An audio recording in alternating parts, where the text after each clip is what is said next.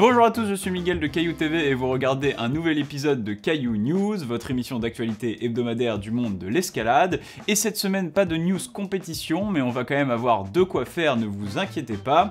On ira d'abord pour une news entreprise assez surprenante, puis ensuite on ira du côté de Flatenger pour savoir où en est Stefano Ghisolfi sur son projet de Silence. Puis enfin, on parlera du Real Rock Tour qui arrive ce lundi 3 octobre en France. On est parti! News numéro 1, voici une nouvelle qui a fait le tour du monde. La semaine dernière, Yvon Chouinard, fondateur emblématique de l'entreprise Patagonia, célèbre fabricant de vêtements outdoor, a fait don de son entreprise à la Terre. Et oui, vous avez bien entendu, cet ex-grimpeur, bien connu pour ses inventions, a fait don de 100% de ses parts à deux structures, Patagonia Trust, géré par certains de ses proches, qui gardera le pouvoir décisionnaire et veillera au respect des valeurs introduites par son fondateur, et Holdfast Collective, une ONG californienne responsable de lutter contre le réchauffement climatique. Quant aux bénéfices annuels de l'entreprise, ils seront reversés en intégralité à cette dernière, un geste d'une ampleur exceptionnelle lorsqu'on sait que ceux-ci sont estimés à 100 millions par an. Exceptionnel certes, mais pas si inattendu quand on connaît la philosophie d'entreprise prônée par Yvon Chouinard. Durant sa longue carrière en escalade comme en affaires, il n'aura eu de cesse de tout mettre en œuvre pour développer une activité propre, et le don de son entreprise arrive finalement comme l'aboutissement d'une mission qui l'aura suivi toute sa vie. Alors j'aimerais encore vous développer cette news, mais je préfère ne pas vous en dire plus sur ce grand monsieur aujourd'hui, il se pourrait bien que vous en réentendiez parler très bientôt sur la chaîne. News numéro 2, Flatenger, ça vous dit quelque chose?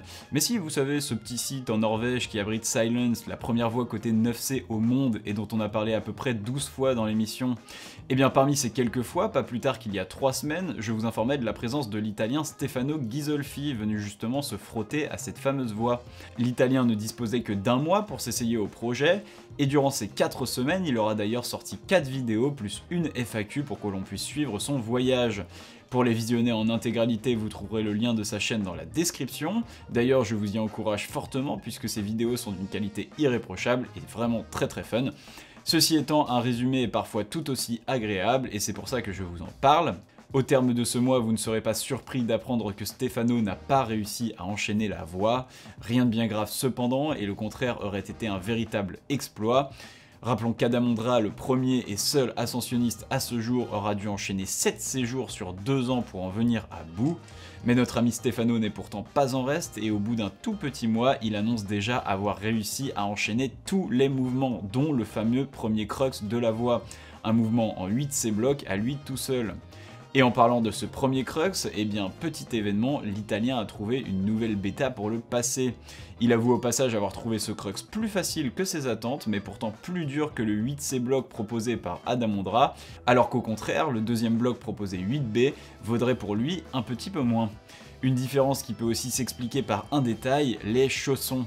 Et oui, car lorsqu'Adamondra a enchaîné la voie en 2017, un fait qui a interpellé était ses chaussons. En effet, le Tchèque portait un modèle différent à chaque pied, un Miura à gauche, plus rigide pour pouvoir le coincer dans la fissure du premier crux, et un La Sportiva Solution, plus classique, au pied droit. Avec ce changement de bêta, Stefano Ghisolfi a besoin, lui, de placer le pied opposé dans la fissure, ce qui l'oblige à échanger les deux chaussons. Enfin, je termine en retranscrivant la question qui lui a été le plus posée, Silence est-elle bien 9C ? Alors évidemment, l'italien a rappelé que l'on ne peut pas vraiment coter une voie avant de l'avoir enchaînée, tant de choses pouvant encore se passer, mais il nous donne un premier élément de réponse. Selon lui, la voie est tout de même un peu, voire bien plus dure que les 9B+, qu'il a enchaînés, comme Change ou Perfecto Mundo, ce qui lui donne le pressentiment d'une cotation correcte. En attendant, Stefano Ghisolfi s'en est rentré chez lui pour se reposer, mais pas bredouille. Sachant que Silence devrait sûrement attendre un prochain séjour, il a travaillé en secret un autre projet qu'il a sorti lors des derniers instants de son trip. Il s'agit de la voie Move Hard 9B qui combine le début de la voie Move, côté 9B/+, et le deuxième crux de Silence, une fin en apothéose pour l'italien qui devient le deuxième ascensionniste de cette voie après le tchèque Adamondra. Flatenger peut maintenant souffler, mais jusqu'à quand ? News numéro 3, il y a quelques mois sortait en ligne le Real Rock 16 avec 4 nouveaux films inédits, et si vous avez manqué ça, ou que vous ne l'avez pas regardé pour une raison ou une autre, eh bien voici votre deuxième chance. Du 3 au 20 octobre se déroulera le Real Rock Tour, soit des projections cinéma de ces 4 épisodes un petit peu partout en France. Dans les films réalisés, on retrouvera Bridge Boys, qui retrace une ascension atypique par les spécialistes de fissures Pete Whitaker et Tom Randall. Atypique car cette ascension n'est autre que celle d'une fissure de 800 mètres située sous un pont d'autoroute. Pour le côté nature, on repassera, mais quand les grimpeurs décident de faire du n'importe quoi de grimpeurs, ça promet toujours un bon spectacle. Le deuxième film s'appelle Barefoot Charles et est un focus sur notre Charles Albert National, bien connu pour ses ascensions extrêmes réalisées pieds nus. Un sacré personnage que la prod nous propose de redécouvrir dans son fief de Fontainebleau. Big Things to Come, c'est le nom du troisième film sur la championne américaine de bloc Alex Johnson et son pari de devenir la première femme à réussir le bloc Swarm 8B+, sur le site de Bishop en Californie. Un projet sur fond de sensibilisation à la cause LGBT avec le récit de son propre coming out. Enfin, le quatrième film continue l'aventure américaine avec les deux grimpeurs célébrissimes Alex Honnold et Tommy Caldwell qui, accompagnés par leur ami Adam Stagg, vont traverser 17 sommets du Colorado, rien que ça. Concernant la programmation des diffusions, je vous affiche à l'écran les villes ainsi que les horaires. Vous remarquerez que les plages sont assez restreintes, une séance par ville seulement, à l'exception de Strasbourg, et ne me demandez pas pourquoi, ma théorie la plus crédible étant que si l'on remplace les lettres de Strasbourg par des chiffres, ça donne 19, 20, 18, 1, 19, 2, 10, 21, 7, que la somme de ces nombres donne 117. 117 comme le numéro atomique du Tennessee, un élément chimique, Tennessee qui dénomme également un état américain dont la distance kilométrique avec Strasbourg est d'environ 7420 km, et qu'est-ce que l'on découvre lorsqu'on compose le 7420 sur son téléphone? Bonjour, Orange vous informe que le numéro demandé n'est pas attribué. Bref, et point important, si votre ville n'est pas dans la liste mais que vous habitez tout de même dans une grosse agglomération, sachez que toutes les dates ne sont pas encore fixées. La programmation a posé un sondage sur leur site pour savoir si certaines villes seraient intéressantes pour la diffusion. Il vous suffit donc d'aller cliquer sur le bouton « Intéressé » à côté de votre ville, je pense notamment à Lille, Dijon ou encore Chambéry, donc si vous voulez assister à cette diffusion sur grand écran, vous savez ce qu'il vous reste à faire. Et voilà, c'est tout pour les news, et maintenant on repart avec les croix de la semaine.